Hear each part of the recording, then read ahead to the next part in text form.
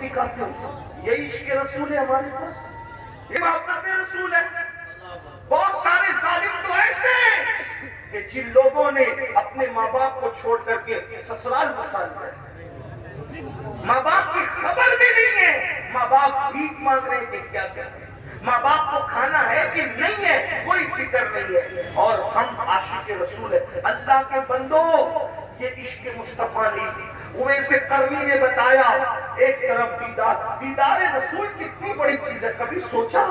کبھی سوچا ارے دیدار کرنے سے صحابی بنتا انسان, صحابی.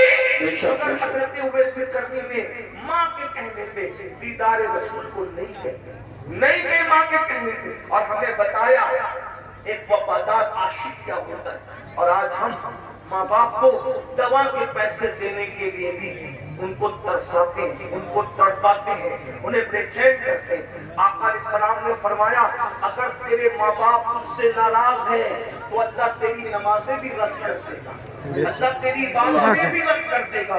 میرے بھائیوں کہاں ہو, توبہ کرو, سچے مسلمان بنو.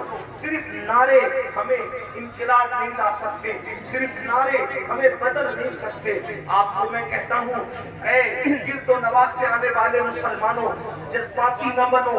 حالات کا مقابلہ کرنا ہے تو عمل کے میدان سے کرو, مسجدوں کو آباد کرو, ماں باپ کے فرما بردار بنو, حلال رزق کو روزی کو لازم پکڑو, عبادت کرو, اللہ کی بارگاہ میں گر گراؤ, اپنے گناہوں سے توبہ کرو, رب کی بارگاہ میں رجوع کرو, ایک سچے عاشق کی طرح بنو.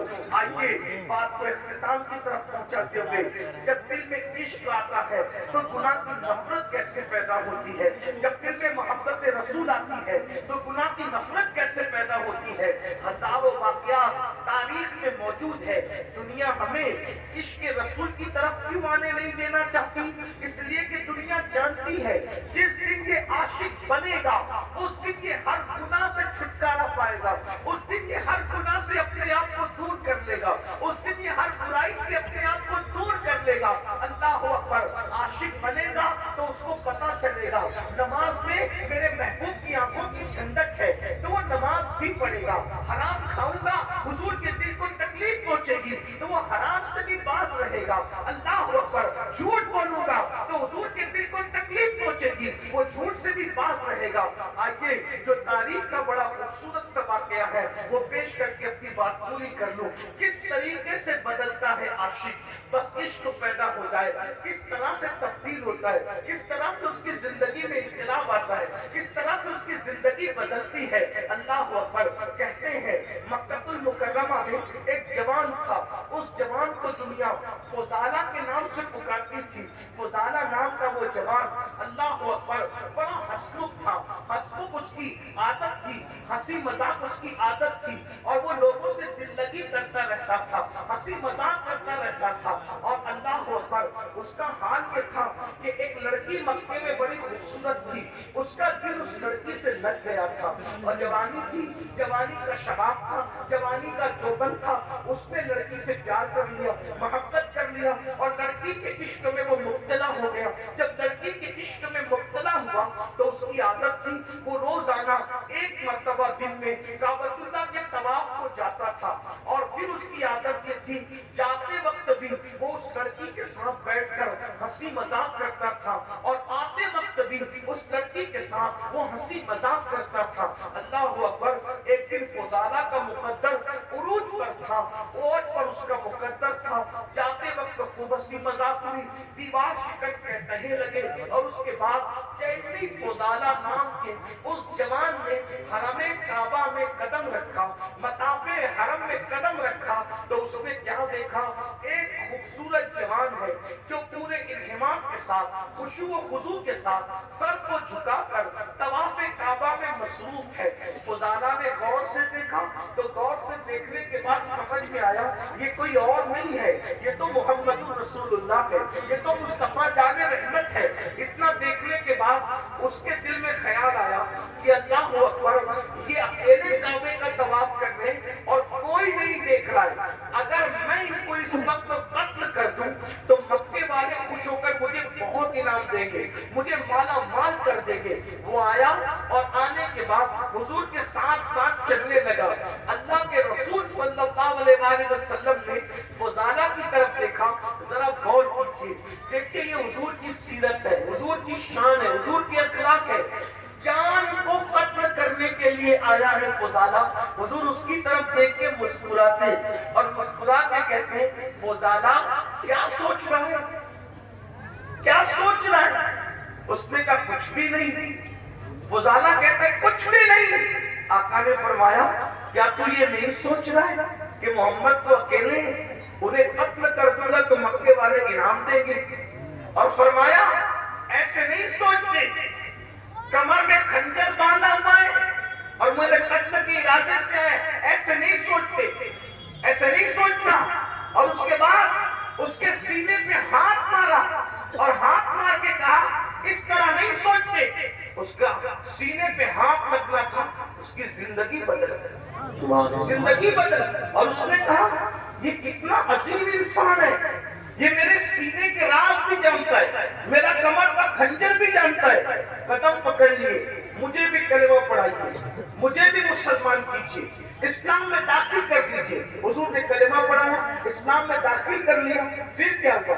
فضالہ نے کہا یا رسول اللہ, آپ اب سے تھوڑی دیر پہلے سب سے زیادہ کسی سے نفرت تھی تو آپ, اور کلمہ پڑھ لیا ہوں تو اب سب سے زیادہ میرا کوئی محبوب ہے تو آپ.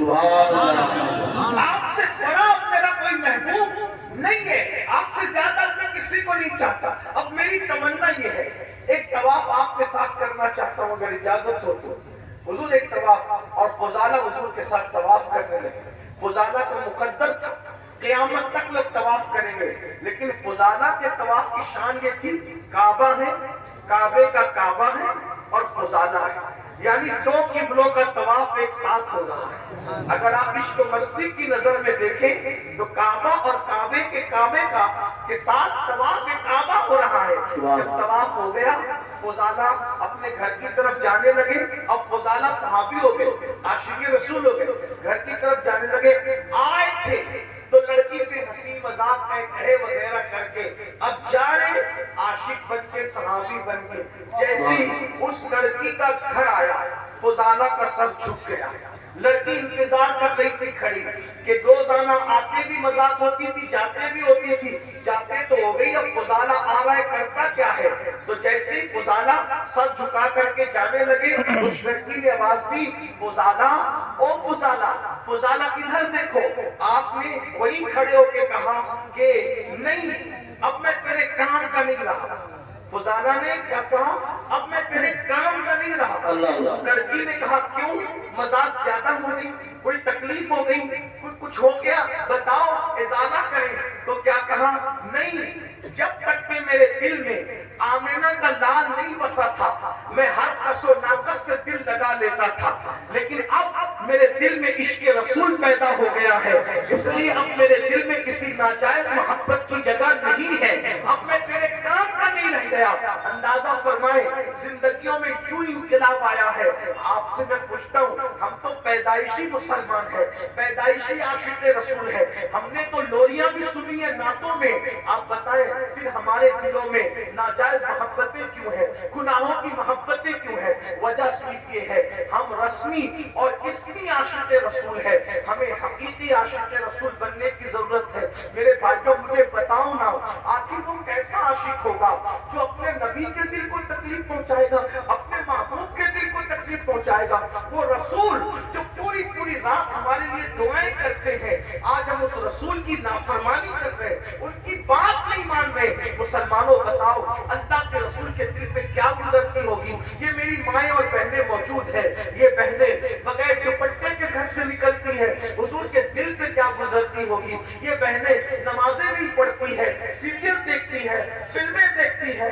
مردوں کے ساتھ اگر اللہ نے دولت دے دی ہے تو پارکوں میں گھومنے کے لیے بے پردہ جاتی ہے. بتاؤ تو صحیح, یہ دین کا گلشن کتنی محنتوں سے سجایا گیا ہے, یہ دین کا گلشن کتنی قربانیاں دی گئی ہے. جب یہ دین کا گلشن سجا ہے. اگر آج مسلمان اس احساس سے عاری ہو جائے تو بتائیے پھر مصیبتیں نہیں تو کیا, پھر تکلیفیں نہیں تو کیا, پھر اللہ پر تباہی نہیں تو کیا, پھر بربادی نہیں تو کیا. یاد رکھیے اپنے نبی سے سچے دل سے جڑیے.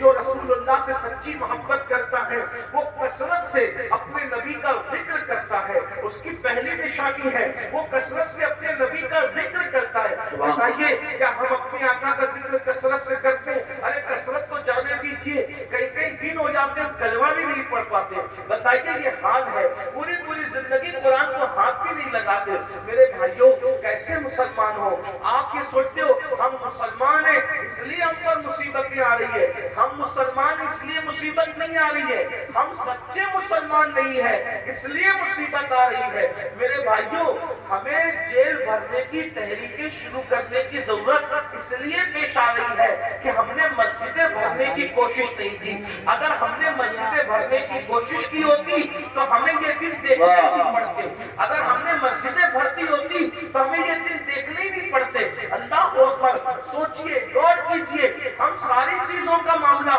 اسلام کے سر ڈالتے ہیں کہ تکلیف ہے تو اسلام کی وجہ سے, مصیبت ہے تو اسلام کی وجہ سے, تکلیفیں تو اسلام کی وجہ سے نہیں, اپنے کردار کی وجہ سے ساری مصیبتیں ہیں.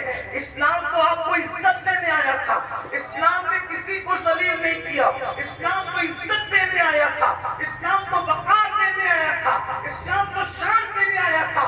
ایک نام بتا دو, بس بات ختم کرتے ہوئے کہہ رہا ہوں, اس مجمع میں اگر کوئی تاریخ کا طالب علم ہے, کوئی پڑھا لکھا ہے, تو میں اس کو چیلنج کرتا ہوں, مجمع کو نہیں پوری دنیا کو چیلنج کرتا ہوں, ایک نام ایسا بتا دو جو سچا مسلمان ہوا ہو اور اسلام کی وجہ سے وہ ذلیل ہو گیا ہو.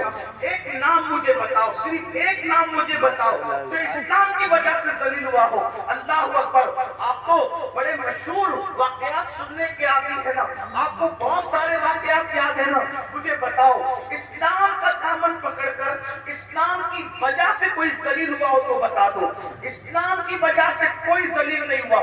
اگر اسلام کی وجہ سے کوئی ذلیل ہوتا تو پہلے نمبر پر مسلمان ہونے والے ابو بکر صدیق ذلیل ہوتے, لیکن وہ ذلیل نہیں ہوئے. ان کو کتنی عزت ملی. اگر وہ ٹاٹ پہن لے تو جبریل بھی ٹاٹ پہنتے نظر آتے, آسمان کے فرشتے ٹاٹ پہنتے نظر آتے. اگر اسلام کی وجہ سے کوئی ذلیل ہوتا تو عمر ابن خطاب ذلیل ہونا چاہیے تھا, عثمان غنی کو ذلت ملنی چاہیے تھی, مولا علی کو ذلت ملنی چاہیے تھی. مگر تاریخ گواہ ہے ان میں سے کسی کو ذلت نہیں ملی. جب انہوں نے اسلام کا دامن پکڑا اللہ نے ان کو ایسی عزتیں عطا فرمائی کہ اللہ اکبر, عرب کے بوریا نشین کیسر و کسریٰ کے تاجدار بنتے ہوئے نظر آئے. پتا چلا آپ کی ہماری سوچ کیا پتہ ہے, کپڑے سے عزت ملتی ہے, موبائل سے عزت ملتی ہے, اور اس کے بعد اچھی بائک سے عزت ملتی ہے, اور شیونگ کرانے سے عزت ملتی ہے. یہ سب بھوت سوار ہے اس لیے ذلیل ہو رہے ہو. لیکن یاد رکھنا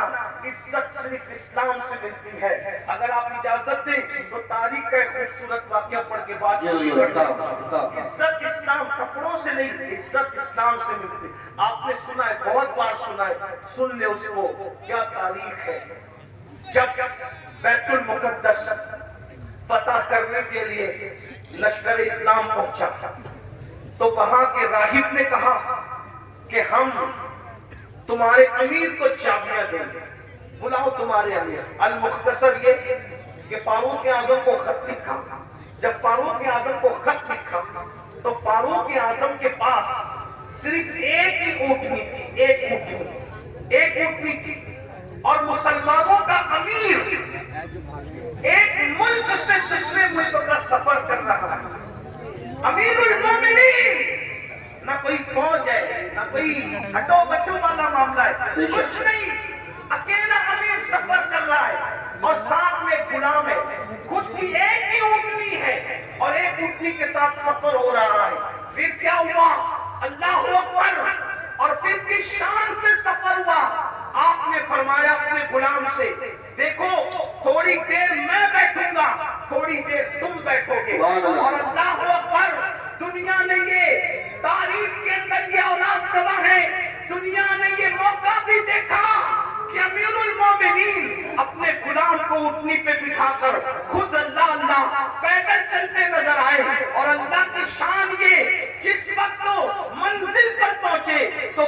غلام کی تھی اور سیدنا فاروق اعظم نکیل پکڑ کر کے چل رہے تھے، اور حالت یہ تھی اس وقت امیر المومنین کے بدن پر جو جبہ تھا اس پہ پیون لگا ہوا تھا، اور جو موزے پہنے تھے وہ ایڑی کے پاس سے پھٹے ہوئے تھے۔ جس وقت نالا آیا آپ نے سوچا پھٹے ہوئے موزوں میں پانی بھر نہ جائے، تو موزے اتار کر آپ نے گردن پہ ڈال لیے، اور اس کے بعد جب نکلے تو حضرت خالد ابن ولید اور ابو عبیدہ ابن الجراح کان میں باتیں کر رہے تھے۔ امیر المومنین یہ کیا کر رہے ہیں؟ ارے موزے پیر میں تھے تو پھٹا پن چھپا ہوا تھا۔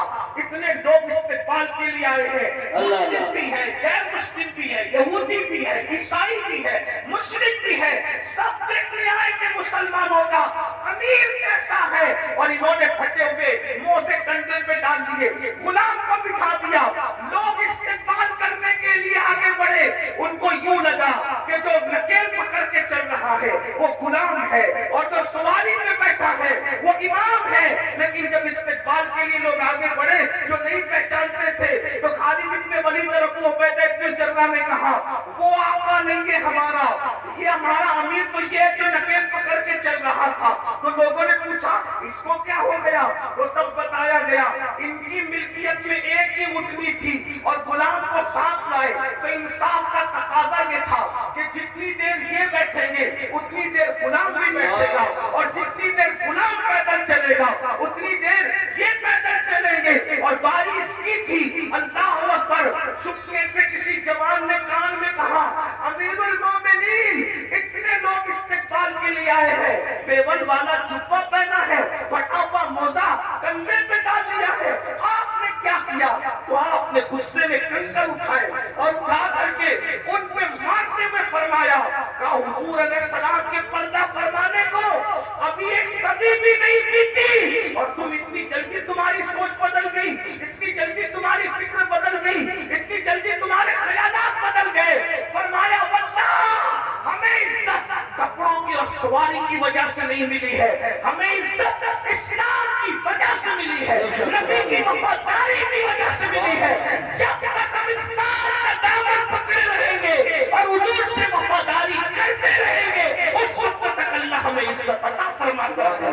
آپ مجھے بتائیں، اللہ اکبر، جب چابیاں دی گئی تو ساتھ ہی ساتھ وہ عیسائی مسلمان بھی ہوئے، اور کہا عمر اگر لاؤ لشکر کے ساتھ آتے تو صرف چابیاں دیتے، لیکن عمر تم اسلام کے ساتھی کے ساتھ آئے ہو تو ہم نے چابیاں بعد میں دی ہے، پہلے ہم نے تمہیں اپنا دل دے دیا ہے۔ اور وہ کلمہ پڑھ کے مسلمان ہو گئے۔ مسلمانوں بتاؤ، آج جتنی دلچسپی بائک میں لیتے ہو، جتنی دلچسپی اچھے کپڑے میں لیتے ہو، جتنی دلچسپیاں اچھے قیمتی جوتوں میں لیتے ہو، جتنی دلچسپیاں ہٹو اور بچوں میں لیتے ہو، اتنی دلچسپی اسلام پر عمل کرنے میں لو، پھٹے کپڑے پر بھی تمہیں عزت ملے گی، اللہ اکبر، پیدل چلنے پر بھی تمہیں عزت ملے گی، تمہیں وقار ملے گا۔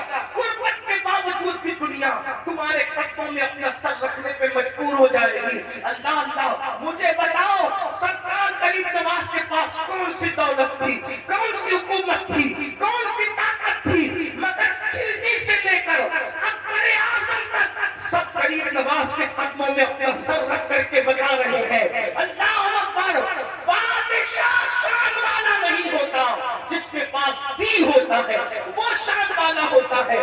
اس لیے یہ دماغ سے بھوت نکال دو، بیٹھ کے پانی پیئیں گے تو ذلیل ہوں گے، ایئرپورٹ پر نماز پڑھیں گے، سفر میں نماز پڑھیں گے، اللہ اوپر تو ذلیل ہوں گے۔ نہیں، مسلمان سچے نہیں ہے اس لیے ذلیل ہونے، اور زمین پہ ذلیل ہونے ہو، زمین کے اندر بھی ذلیل ہونے کے لیے تیار ہو۔ اس لیے سچے مسلمان بنو، دین کا دامن جس نے پکڑ لیا اس کو عزت ہی ملی، اس کو کامیابی ہی ملی، اسے وقار ہی ملا۔ آج کی اس محفل میں آپ کو پیغام دیا جاتا ہے دین کو سینے سے قرآن کی تعلیم کو عام کرو۔ دستار بندی کا جلسہ ہے، قرآن کی تعلیم کو عام کرو، اپنے بچوں کو اتنا علم دو کہ تمہارے بچے فرض علوم کیا ہے، ایمان کیا ہے، کفر کیا ہے، دین کیا ہے، دین کے خلاف کیا ہے، سب تمہارے بچوں کو آنا چاہیے۔ ہمارے بچوں کو تو کلمہ بھی نہیں آتا، ہمارے بچوں کو تو غسل کرنا بھی نہیں آتا، ہمارے بچوں کو استنجا کا طریقہ بھی نہیں آتا۔ اس لیے جتنے علوم فرض ہے، ایک مسلمان کو جتنا علم سیکھنا فرض ہے، اتنا علم اپنے بچوں کو دو، اپنی بچیوں کو دو، اور ساتھ ہی ساتھ دنیاوی تعلیم پر بھی محنت کرو۔ 10ویں اور 12ویں سے اپنے بچوں کو بچیوں کو ڈراپ آؤٹ مت کر لو، اٹھا مت لو، بلکہ اپنے بچوں کو اپنی بچیوں کو اعلیٰ تعلیم دو، دنیاوی تعلیم اعلیٰ تعلیم دو، اتنی اچھی تعلیم دو کہ آپ کے بچہ، کوئی بھی بچہ ڈگری کے بغیر نہ رہنے پائے۔ ہر بچے کو ڈگری دو۔ آپ کہتے ہیں نوکری نہیں ملتی، ہم نوکری کے لیے بچوں کو نہیں پڑھاتے، ہم اچھا انسان بنانے کے لیے بچوں کو پڑھاتے ہیں۔ اپنے خرچے کم کرو، اپنے اخراجات کم کرو۔ ہر محفل کا ہمارا پیغام یہ ہے، علم پہ محنت کرو۔ اور ایک پیغام یہ بھی ہے، شادیوں میں لاکھوں کروڑوں خرچ کرنے کی بجائے وہ لاکھوں روپے وہ اسکول کالجز بنانے پہ خرچ کرو۔ مسجدوں کے مینار بہت اونچے بنا کر کروڑوں روپیہ خرچ کرنے کی بجائے وہ کروڑوں روپے تعلیم گاہوں پہ خرچ کرو، کیونکہ مسجد کا اونچا مینار ہمارا کوئی فائدہ نہیں کر سکتا، لیکن اگر ہم نے تعلیم گاہیں مضبوط بنائی تو اس سے اچھے انسان پیدا ہوں گے۔ ہمارے یہاں عمارتوں کی اہمیت نہیں ہے، ہمارے یہاں اچھے انسانوں کی اہمیت ہے۔